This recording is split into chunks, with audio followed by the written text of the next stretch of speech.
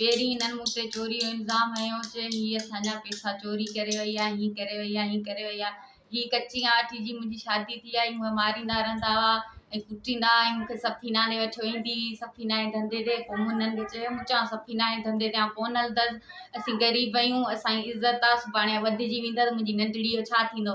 पोइ बि माई मूंखे वठी वेंदी, चवंदी हल तूं हल सफ़ीना ते। हिकिड़े दफ़ा ईअं मूं जवाबु ॾिनो, मूं चवां सफ़ीना ते कोन हलंदसि। पोइ हिननि मूंखे मारियो, हिननि मूंखे कुटियो। पोइ मुंहिंजे भाउ खे फ़ोन कई, मूं चयो हीअ मूंखे मारींदा, हीअं कुटींदा, मूंखे वठी वञे था।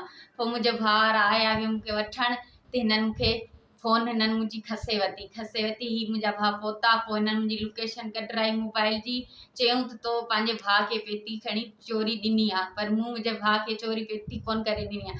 जॾहिं भाणु जो मसइलो हो, तॾहिं हिननि जो नालो छा आहे, छोकिरनि खे सज़ा लॻी वई हुई, इहो 5-5 साल जी सज़ा हिननि खे लॻी वई हुई। तॾहिं हिननि वटि 2 लख 3 लख कोन हुआ जो ही ज़मानत कराए पंहिंजे पुटनि खे छॾाए, ऐं उन खां बावजूद पोइ हिननि जा 7 लख ऐं 20 लख इहो चए थी सोना, उहो हिननि जो किथां आयो जो हिननि जो चोरी थी वियो।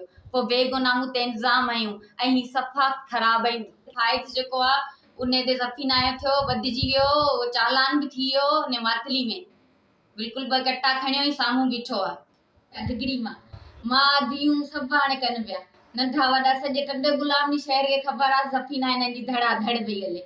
सॼे चपे चपे ॿार खां पुछंदा त चवंदा गुलाम फातिमा जे घर सफ़ीना आहे।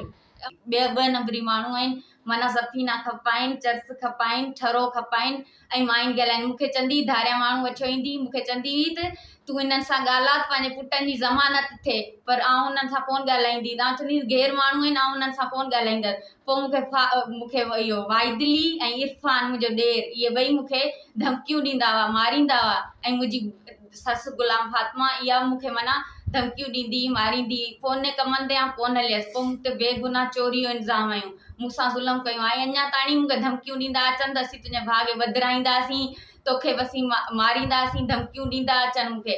पर असांखे अञा ताणी पुलिस एक्शन नथी खणे, पर असीं ग़रीब माण्हू आहियूं, असांजी मदद कई वञे।